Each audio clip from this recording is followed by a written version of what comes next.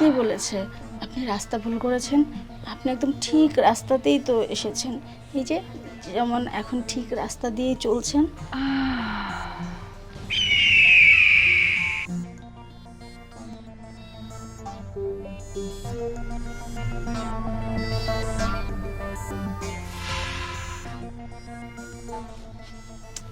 ধুর, ভাল লাগে না।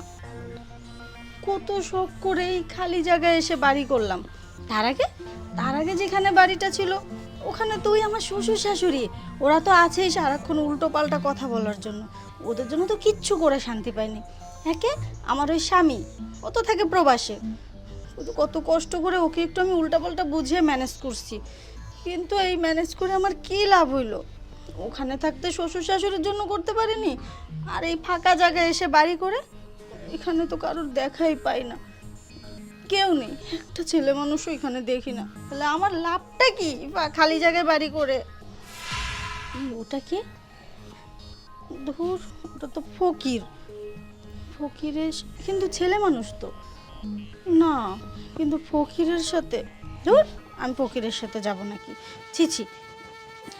এই যান যান যান, এদিকে আসবেন না, এদিকে আসার দরকার নেই, বাসায় কোনো লোকজন থাকে না, খালি বাড়ি। ধুর, আমি তার চেয়ে ঘরে চলে যাই, ফকির আবার আসলেই ঝামেলা।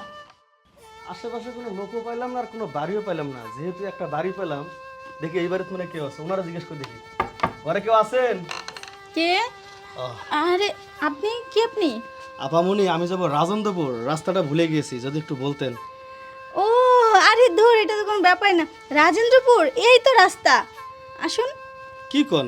এটা না আপনার ঘর, এটা রাস্তা হবো কেমনে? আরে আপনি আসুন না, এটাই রাস্তা। আপা, হ্যাঁ আমি তো কিছু বুঝতেছি না, আপনার মাথা কি ঠিক আছে?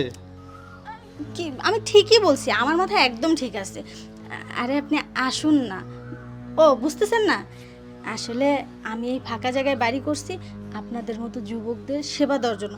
আমি আসলে আপনাদের মতো এরকম যুবকদের সেবার কাজে নিয়োজিত।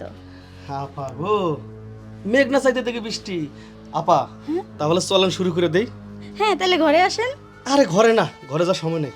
এই যে এই জায়গাটাই পারফেক্ট। এখানেই? হ, দিনের আলোতে কাজ করা মজাই বেশি। এনে দাও। আপনার তো দেখে অনেক বুদ্ধি। আবার সে বুদ্ধি থাকবো না মানে? কে বলেছে আপনি রাস্তা ভুল করেছেন? আপনি একদম ঠিক রাস্তাতেই তো এসেছেন। এই যে যেমন এখন ঠিক রাস্তা দিয়েই চলছেন। আপামনি একদম ঠিক কথা কইছেন। আমার তো কাজে এইটা, বুঝেন নাই? কথা কয় না, কাজটা করতে দেন।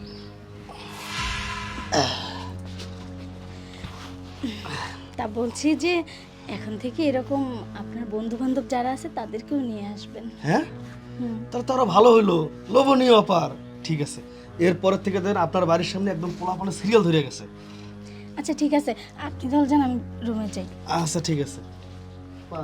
রাজেন্দ্র কাজ করতাম জঙ্গলে, হাঁটু মুটু সিরিয়াল যাইতো, আর এনে কাজ করলাম কি সুন্দর। এরপরে ঘরের মধ্যে কাজ করতাম, আজকে এখন জায়গা।